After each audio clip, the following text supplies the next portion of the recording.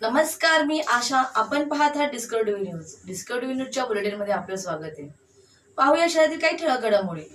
मनसे आमदार राजू पाटील यांनी MIDC, महावितरण, KDMCच्या अधिकाऱ्यांची संयुक्त बैठक आज घेतली आहे. या बैठकीनंतर आमदार राजू पाटील यांनी माध्यमांशी संवाद साधलाय. Bureau report, the Discovery TV news. मुख्यतः विषय होता पाणी टंचाई, जी सातत्याने माझ्या भागात सगळीकडे म्हणतो, नेतिवली पेसिवली भाग असेल, दावडीचा भाग असेल, नांदिवली असेल किंवा PNT कॉलनी, तसेच आमचे काही डोंबिवली, जिमखाना, आयरे भाग, या भागात पण पाणी टंचाई सातत्याने जाणवते. काही लोक उपोषणाला बसली होती मागच्या 10 दिवसात. काही लोकांनी मोर्चे नेले, काही लोक आता अनंतमसारख्या ठिकाणी एकत्र जमा झाले होते. एकंदरीतच पाण्याची भीषण अवस्था आहे. आम्ही आज ती मीटिंग घेतली आणि त्यांना हे सांगितलं की जास्त काही प्रयत्न करू नका तुम्ही. फक्त लोकसभेच्या निवडणुका ज्या लागायच्या आधी 2 महिने जी जादू केलेली तेवढीच जादू करा आणि आम्हाला तसं त्या पद्धतीने पाणी आलं तरी चालेल. त्यांना आमच्या पद्धतीने काय उपाययोजना करायच्या आहेत, नाही केल्या तर आम्ही काय करू, हे आम्ही सर्व त्यांना सांगितलेलं आहे. बघू आता सोमवारपर्यंत त्यांनी सांगितलं की टप्प्याटप्प्यात आम्ही हे करू.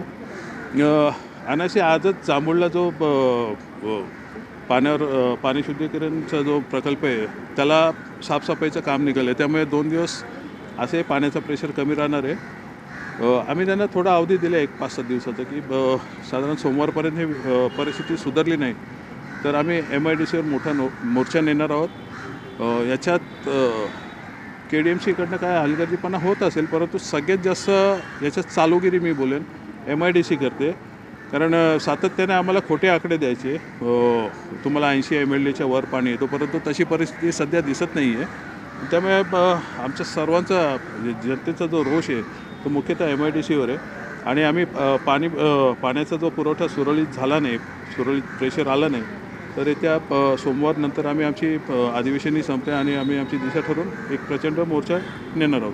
विधानसभेमध्ये प्रश्न विचारल्याच्या नंतर आयुक्तांनी आम्हाला काही गोष्टी सांगितल्या की परिस्थिती अशी आहे, काही ठिकाणी अमृतची कामं थांबलेली आहेत, ती कशी गतिमान करता येतील. एकंदरीत त्यांचा रिस्पॉन्स पॉझिटिव्ह होता. बघूया आता एकत्रित शेवटी हे जायला लागेल, कारण MIDC आणि KDMC दोन्ही संस्था मिळून काम करत आहेत. त्यात तिसरी अमृत योजना एक आलेली आहे. काही पर्याय काढलेले आहेत, येत्या दिवसात काही दिसतील पॉझिटिव्ह. विधानसभेमध्ये मीटिंग आधीच आयोजित केलेली. विधानसभेत अनेकदा बोललो आहे. आमचा कल्याण डोंबिवलीचा जो हक्काचा 140 MLD स्टेमचा पाणी कोटा, जो रिझर्व कोटा आहे, तोही पळवण्याचा घाट काही लोकांचा चालला आहे आणि दुर्दैवाने इथले कोणी लक्षही देत नाही आहे.